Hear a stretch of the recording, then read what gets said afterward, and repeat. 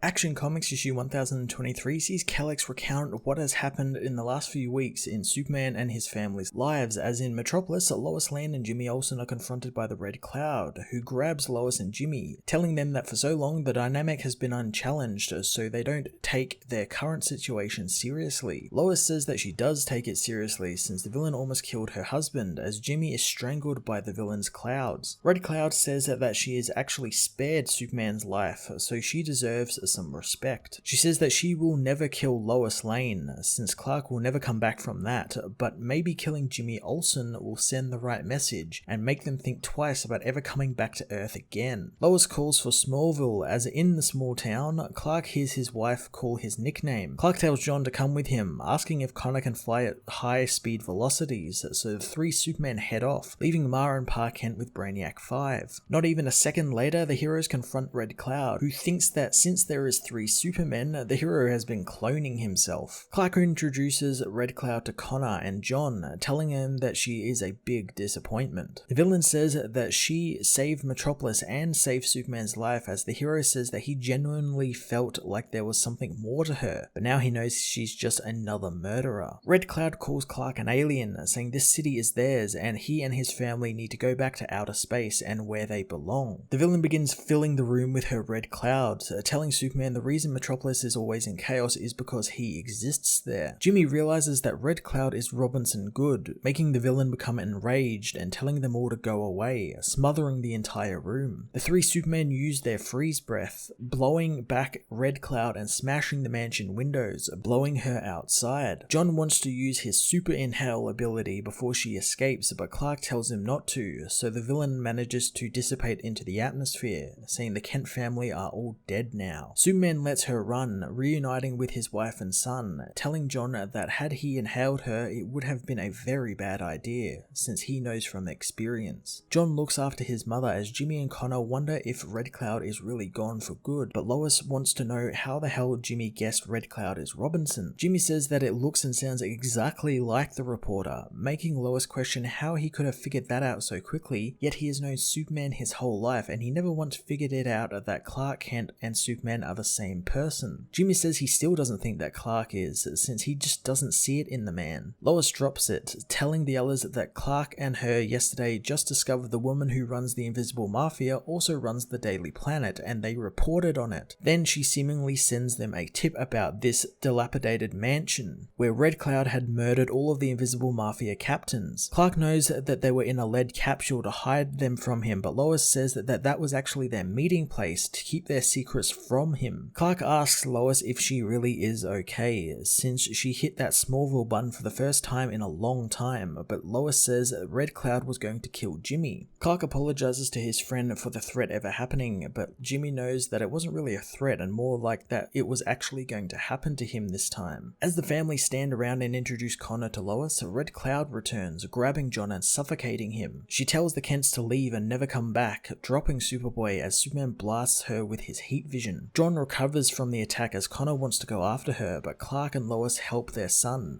who says he really is okay. The police soon arrive as Clark knows the Mafia are taking advantage of how busy he has been with Star Labs, Leviathan, and Lex Luthor. He knows they need to shut this all down tonight, asking why Robinson thought he would react well to her threatening Jimmy and Lois. Connor wants to help shut this down as well, and Clark is more than happy to have him lend his hands, but Lois demands her husband tell her who this kid is. Clark tells her his name is Connor and it's hard to explain, but he's family. Lois says the boy looks like if Luthor and Clark had a baby, realizing that she might actually be right thanks to her husband's reaction. The police soon come to see Superman, so he fills them in on the state of the house and the bodies inside as Connor meets with John, asking if he knows what he has to do to take out the super mobsters. Connor says that they need to speak their language, the language only they understand, wondering if Brainiac is still around in their timeline since he's got an idea. Superman meanwhile tells the cops all about Red Cloud and how she really is Robinson Good,